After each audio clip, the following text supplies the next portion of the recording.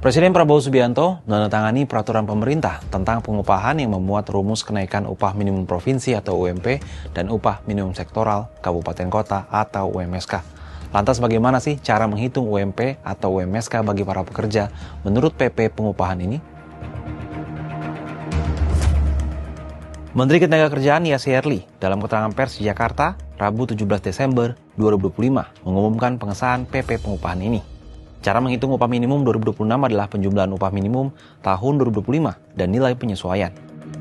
Nilai penyesuaian diperoleh dari hasil penambahan inflasi dengan hasil perkalian antara pertumbuhan ekonomi dan alfa. Hasilnya dikali upah minimum saat ini. Nilai alfa yang tertera di PP pengupahan yang ditandatangani Presiden Prabowo Subianto berkisar 0,5 hingga 0,9. Adapun alfa merupakan indeks tertentu yang merepresentasikan kontribusi pekerja terhadap pertumbuhan ekonomi provinsi atau kabupaten kota. Dengan rumus ini, maka besaran kenaikan upah minimum di setiap daerah akan berbeda-beda.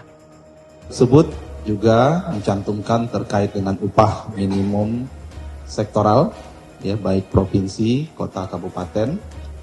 Ada kewajiban gubernur untuk menetapkan upah minimum provinsi dan upah minimum sektoral provinsi, dan bagaimana gubernur dapat menetapkan upah minimum kota kabupaten dan upah minimum sektoral kota kabupaten.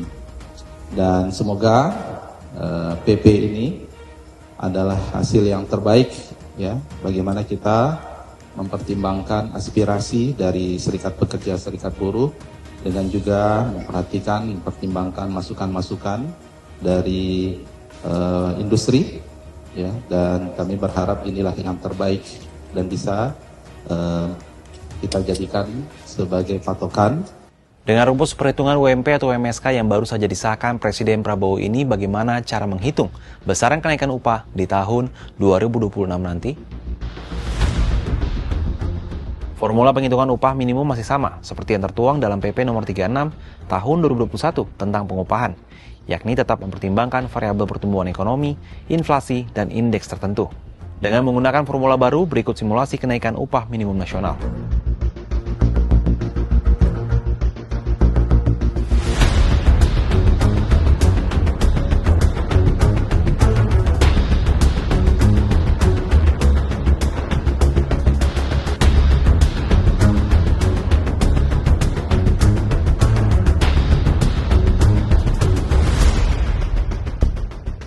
Selanjutnya hasil perhitungan dibahas oleh Dewan Pengupahan yang kemudian diberikan rekomendasi kepada Gubernur.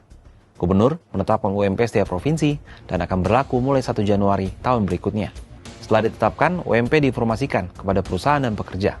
Perusahaan wajib membayar pekerja minimal sesuai UMP, kecuali jika menggunakan upah lebih tinggi. Lantas, apa tanggapan pengusaha hingga serikat buruh terkait penetapan ini? Asosiasi Pengusaha Indonesia atau APindo telah mengusulkan beberapa nilai alfa dalam sidang Dewan Pengupahan Nasional. Salah satunya, rentang alfa adalah 0,1 hingga 0,3 bagi daerah yang upah minimumnya sudah di atas kebutuhan hidup layak atau KHL. Kedua, rentang alfa adalah 0,3 hingga 0,5 bagi daerah yang upah minimumnya di bawah KHL. Artinya rentang alfa yang terangkum dalam PP pengupahan yang baru saja diteken oleh Presiden Prabowo lebih tinggi dari aspirasi APindo. Wakil Ketua Bidang Ketenagakerjaan APindo Darwoto dalam konferensi pers Selasa 25 November di Jakarta mengatakan alfa merupakan indeks kontribusi tenaga kerja terhadap pertumbuhan ekonomi sehingga tak bisa diseragamkan antar wilayah. Sementara itu dalam konferensi pers Selasa 16 Desember, Presiden Konfederasi Serikat Pekerja Indonesia Said Iqbal mengatakan jika pemerintah menetapkan rentang nilai indeks tertentu 0,3 hingga 0,8 maka mencerminkan upah murah. KSPI menolak PP pengupahan kalau benar peraturan pemerintah tersebut sudah ditandatangani. Ini aturan yang akan mengikat jutaan buruh dan bisa berlaku hingga puluhan tahun, tapi tidak pernah dibahas secara mendalam bersama serikat pekerja. Buruh khawatir upah tetap murah, sementara pengusaha cemas beban operasional makin berat karena alfa yang dipatok lebih tinggi dari usulan mereka.